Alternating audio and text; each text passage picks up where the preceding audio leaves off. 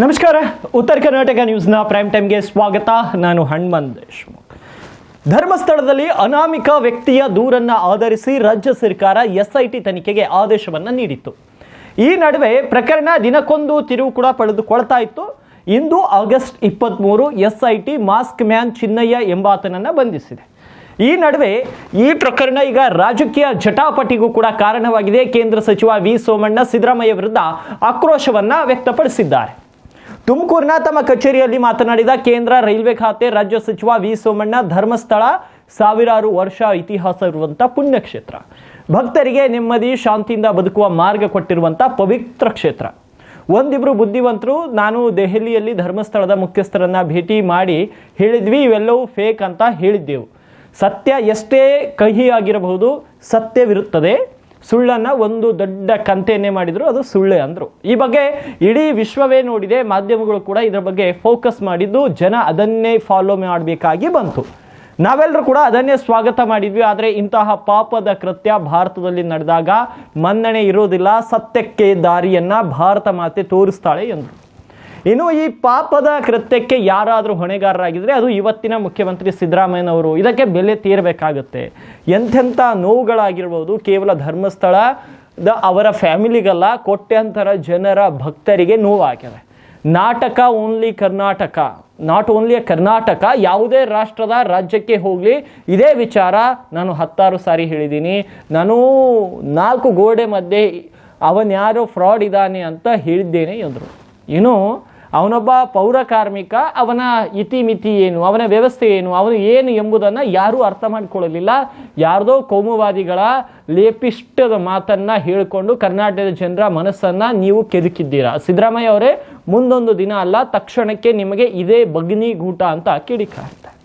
ಇನ್ನು ಅವನ್ಯಾವನಿದ್ದಾನೆ, ಇದೇ ಅವನಿಗೆ ಬಗ್ನಿಗೂಟ ಆಗುತ್ತೆ. ಅರ್ಥ ಮಾಡ್ಕೊಳ್ಳಿ, ರಾಜ್ಯ ಮತ್ತು ರಾಷ್ಟ್ರದಲ್ಲಿ ಪರಮಾತ್ಮ ಇದ್ದಾನೆ. ಈ ದೇಶಕ್ಕೆ ಒಂದು ಇತಿಹಾಸವಿದೆ. ಗಜನಿ ಮೊಹಮ್ಮದ್ ಈ ದೇಶಕ್ಕೆ ಎಷ್ಟು ಬಾರಿ ಬಂದಿದ್ದಾನೋ ಏನಾಯಿತು. ಸಂಗೊಳ್ಳಿ ರಾಯಣ್ಣ, ಕಿತ್ತೂರು ರಾಣಿ ಚೆನ್ನಮ್ಮ ದೇಶದ ಸ್ಥಿರತೆ ಕಾಪಾಡಿದ್ದಾರೆ. ಧರ್ಮಸ್ಥಳದಲ್ಲಿ ಪಾಪದ ಕೆಲಸಕ್ಕೆ ಕೈ ಹಾಕಿದ್ರಲ್ಲ, ಇದು ಒಳ್ಳೆಯದಲ್ಲ ಎಂದರು. ಇದೆಲ್ಲ ವ್ಯವಸ್ಥಿತವಾಗಿ ಮಾಡಿದ್ದಾರೆ. ಈ ನಾಟಕ ತೆರೆ ಎಳೆಯುವ ಕಾಲ ಬಂದಿದೆ. ಸಿದ್ದರಾಮಯ್ಯ ಅವರಿಗೂ ಮನವರಿಕೆ ಆಗಿದೆ. ಸಿದ್ದರಾಮಯ್ಯ ಅವರೇ, ದಯವಿಟ್ಟು ಧರ್ಮಸ್ಥಳಕ್ಕೆ ಹೋಗಿ 1-2 ದಿನ ಇದ್ದು ಬನ್ನಿ, ಪಾಪದ ಪ್ರಾಯಶ್ಚಿತ್ತಕ್ಕಾಗಿ ಆದರೂ ದರ್ಶನ ಮಾಡಿಕೊಂಡು ಬನ್ನಿ. ಇದರಿಂದ ಸಿದ್ದರಾಮಯ್ಯ ಮತ್ತು ರಾಜ್ಯಕ್ಕೂ ಒಳ್ಳೆಯದು ಅಂತ ಅವರು ಹೇಳ್ತಾರೆ. ಹೀಗಾಗಿ SIT ತನಿಖೆಗೆ ಕಾಂಗ್ರೆಸ್ ಪಕ್ಷ ಆಗ್ರಹ ಮಾಡಿದಾಗ BJP ಅವರು ಅವತ್ತು ಸ್ವಾಗತಾರ್ಹ ಅಂತ ಹೇಳಿದರು.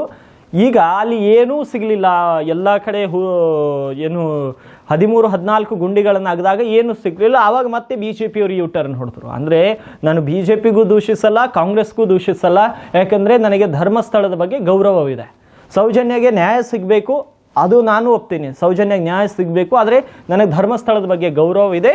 ಈ ರಾಜಕೀಯ ಪಕ್ಷದವರು ಯಾವಾಗ ಏನು ಬೇಕಾದರೂ ಪ್ಲೇಟ್ ಚೇಂಜ್ ಮಾಡ್ತಾರೆ. ಇವರು ಸ್ವಂತ ಅಣ್ಣ ತಮ್ಮಂದಿರನ್ನ ವಿಷ ಹಾಕಿ ಕೊಲ್ಲುವಂತಹ ದುಷ್ಕರ್ಮಿಗಳು ಈ ರಾಜಕಾರಣಿಗಳು. ಅಂಥವ್ರ ಬಗ್ಗೆ ನಾನು ಕಮೆಂಟೇ ಮಾಡೋಕ್ಕೆ ಹೋಗಲ್ಲ. ಅದಕ್ಕಾಗಿ ಧರ್ಮಸ್ಥಳವನ್ನು ರಾಜಕೀಯಕ್ಕೆ ತರೋದು ಬೇಡ. ಧರ್ಮಸ್ಥಳ ಯಾವ ಮಟ್ಟದ, ಯಾವ ಸ್ಥಾನಮಾನ, ಯಾವ ಗೌರವದಲ್ಲಿದೆಯೋ ಅದೇ ಗೌರವದಲ್ಲಿ ಇರಲಿ. ರಾಜಕಾರಣ ಮಿತಿಯೊಳಗೆ ಇರಲಿ. ರಾಜಕಾರಣಕ್ಕೂ ಧರ್ಮಸ್ಥಳಕ್ಕೂ ಹೋಲಿಕೆ ಮಾಡೋದು ಬೇಡ. ಮತ್ತು ತಪ್ಪು ಮಾಡಿದವ್ರಿಗೆ ಶಿಕ್ಷೆ ಆಗಬೇಕು. ಅದು ಶಿಕ್ಷೆ ಆಗುತ್ತೆ, ಕರ್ಮ ಬಂದೇ ಬರುತ್ತೆ, ಅದರಲ್ಲಿ ಬೇರೆ ಮಾತಿಲ್ಲ. ಹಾಗಾಗಿ ಅವರವರ ಅಭಿಪ್ರಾಯಗಳು, ಅವರವರ ಭಾವನೆಗಳು ಅವರವರಿಗೆ ಬಿಟ್ಟಿದ್ದು. ಭಕ್ತಿ, ನಾವು ಯಾರ ಭಕ್ತಿಯನ್ನು, ಯಾರ ಭಾವನೆಗಳನ್ನು, ಯಾರ ಧರ್ಮವನ್ನು ನಾವು ಪ್ರಶ್ನೆ ಮಾಡೋಕ್ಕೆ ಬರೋಲ್ಲ. ಅದು ಅವರ ಆಚರಣೆಗಳು ಅವ್ರು ಪಾಲಿಸಲಿ, ಇವ್ರ ಆಚರಣೆಗಳು ಇವ್ರು ಪಾಲಿಸಲಿ ವಿನ ನಮಗೆ ಯಾರ ವೈಯಕ್ತಿಕ ನಿಂದನೆಯೂ ಬೇಕಾಗಿಲ್ಲ, ಯಾರ ವೈಯಕ್ತಿಕ ಧರ್ಮದ ವಿಚಾರಗಳು ಕೂಡ ನಮಗೆ ಬೇಕಾಗಿಲ್ಲ. ಧರ್ಮಸ್ಥಳ ಸಾವಿರಾರು ವರ್ಷ ಇತಿಹಾಸ ಇರ್ತಕ್ಕಂಥ ಈ ದೇಶದ ಪ್ರತಿಯೊಬ್ಬ ಭಕ್ತರಿಗೆ ನೆಮ್ಮದಿಯನ್ನು, ಶಾಂತಿಯನ್ನು, ಬದುಕೋ ಮಾರ್ಗವನ್ನು ಕೊಟ್ಟಿರ್ತಕ್ಕಂಥ ಒಂದು ಪವಿತ್ರವಾದ ಪ್ರದೇಶ. ನಾನು ಇದಾದ ತಕ್ಷಣ ದೆಹಲಿಯಲ್ಲಿ ಅದರ ಮುಖ್ಯಸ್ಥರನ್ನು ಭೇಟಿ ಮಾಡಿ ಒಂದು ಮಾತು ಹೇಳಿದ್ವಿ. ನಾನು ನನ್ನ ಜೊತೆಲಿ ಇನ್ಯಾರೋ ಬುದ್ಧಿವಂತರು ಇನ್ನೊಂದು ಇದ್ವಿ. ಒಂದು ಮಾತು ಹೇಳಿದ್ರಿ, ಇವೆಲ್ಲವೂ ಫೇಕ್ ಅಂತ. ಸತ್ಯ ಎಷ್ಟೇ ಕೈಯಾಗಿರ್ಬೋದು, ಸತ್ಯ ಇರ್ತದೆ. ಸುಳ್ಳನ್ನು ಒಂದು ದೊಡ್ಡ ಕಂತೆಯೇ ಮಾಡಿದ್ರು ಇಡೀ ವಿಶ್ವ ನೋಡ್ತು, ನಿಮಗೆ ಗೊತ್ತಿದೆ, ವಿಶ್ವ ನೋಡ್ತು. ಮಾಧ್ಯಮದವರು ಅನಿವಾರ್ಯವಾಗಿ ನೀವು ಕೂಡ ಅದನ್ನೇ ಫಾಲೋ ಮಾಡಬೇಕಾಗ್ಬತ್ತು, ಅದನ್ನೇ ಫಾಲೋ ಮಾಡಬೇಕಾಗ್ಬತ್ತು. ಒಂದು ಇಂಚು ಕೂಡ ನೀವು ಯಾರು ಕೂಡ, ನಾವು ಕೂಡ ಎಲ್ಲರೂ ಸ್ವಾಗತ ಮಾಡಿದ್ವಿ. ಆದರೆ ಇಂಥ ಪಾಪದ ಕೃತ್ಯ ಎಲ್ಲ ಒಂದು ಕಡೆ ಭಾರತ ದೇಶದಲ್ಲಿ ನಡೆದಾಗ ಸತ್ಯಕ್ಕೆ ಎಂದೂ ಕೂಡ ಮನ್ನಣೆ ತಪ್ಪೋದಿಲ್ಲ, ಮನ್ನಣೆ ಇದೆ. ಸತ್ಯಕ್ಕೆ ಎಲ್ಲ ಒಂದು ಕಡೆ ದಾರಿಯನ್ನು ಭಾರತ ಮಾತೆ ತೋರಿಸ್ತಾಳೆ ಅನ್ನೋದಕ್ಕೆ ಏನು ಈ ಸರ್ಕಾರ ನಡ್ಕೊಂಡಂಥ ರೀತಿ ಇದೆಯಲ್ಲ, ಈ ಪಾಪದ ಕೃತ್ಯಕ್ಕೆ ಯಾರಾದರೂ ಹೊಣೆಗಾರರಿದ್ದರೆ ಅದು ಇವತ್ತಿನ ರಾಜ್ಯದ ಮುಖ್ಯಮಂತ್ರಿಗಳಾದ ಸನ್ಮಾನ್ಯ ಸಿದ್ದರಾಮಯ್ಯನವರು ಇದಕ್ಕೆ ಬೆಲೆ ತೆತ್ತಬೇಕಾಯ್ತದೆ. ಎಂತೆಂಥ ನೋವುಗಳಾಗಿರ್ಬೋದು, ಕೇವಲ ಧರ್ಮಸ್ಥಳದ ಅವ್ರ ಫ್ಯಾಮಿಲಿಗಲ್ಲ, ಕೋಟ್ಯಾಂತರ ಜನ ಭಕ್ತರಿಗೆ, ನಾಟ್ ಓನ್ಲಿ ಕರ್ನಾಟಕ, ಯಾವುದೇ ರಾಜ್ಯದಲ್ಲಿ ಹೋಗಿ ನಾವು ಹೋಗ್ತಾ ಇರ್ತೀವಲ್ಲ, ಅಂಥ ಒಂದು ಪಾವಿತ್ರತೆಯನ್ನು ಹಾಳು ಮಾಡ್ತಕ್ಕಂಥ ಪಾಪದ ಕೆಲಸಕ್ಕೆ ಎಷ್ಟು ನಾನು ಒಂದು 10 ಸಾರಿ ಹೇಳಿರ್ಬೋದು.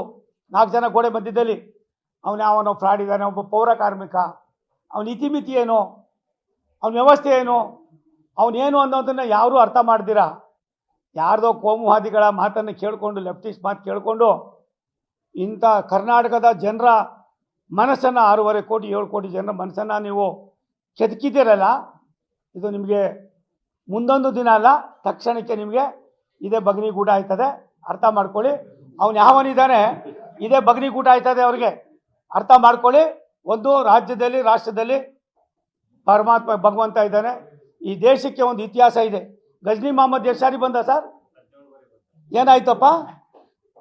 ಹಾಗಾಗಿ ಒಬ್ಬನೇ ಸಂಗೊಳ್ಳಿ ರಾಯಣ್ಣ, ಒಬ್ಬಳೇ ಕಿತ್ತೂರು ರಾಣಿ ಚೆನ್ನಮ್ಮ, ಇಂಥ ಪುಣ್ಯಾತ್ಮರು ಎಲ್ಲ ಒಂದು ಕಡೆ ಈ ದೇಶವನ್ನು ಅಸ್ಥಿರತೆಯನ್ನು ಕಾಪಾಡಿದ್ದಾರೆ, ಸ್ಥಿರತೆಯನ್ನು ಕಾಪಾಡಿದ್ದಾರೆ, ಅಸ್ಥಿರತೆಯನ್ನು ಹೋಗಲಾಡಿಸಿದ್ದಾರೆ. ಇವತ್ತು ಕೂಡ ಧರ್ಮಸ್ಥಳದ ಈ ಒಂದು ಪಾಪದ ಕೆಲಸಕ್ಕೆ ಏನು ಕೈ ಹಾಕಿ ಇವತ್ತು ಮಾಡಿದಾರಲ್ಲ, ಇದನ್ನು SIT ನಾನು ಅವ್ರನ್ನ ಮೆಚ್ಕೋತೀನಿ. ಯಾಕಂದರೆ ಅಧಿಕಾರಿಗಳು ಅವ್ರು ಏನೂ ಮಾಡೋಕ್ಕಾಗಲಿಲ್ಲ, ಅವ್ರಿಗೆ ಗೊತ್ತಾಗಿದೆ ಇದೆಲ್ಲವೂ ಕೂಡ ಫೇಕು, ಇದೆಲ್ಲ ವ್ಯವಸ್ಥಿತವಾದ ಷಡ್ಯಂತ್ರ. ಈ ನಾಟಕಕ್ಕೆ ತೆರೆ ಎಳೆಯೋ ಕಾಲ ಬಂದೈತೆ. ನನಗನ್ನಿಸ್ತದೆ ಸಿದ್ದರಾಮಯ್ಯ ಸಾಹೇಬ್ರಿಗೂ ಕೂಡ ಮನವರಿಕೆ ಆಗಿದೆ.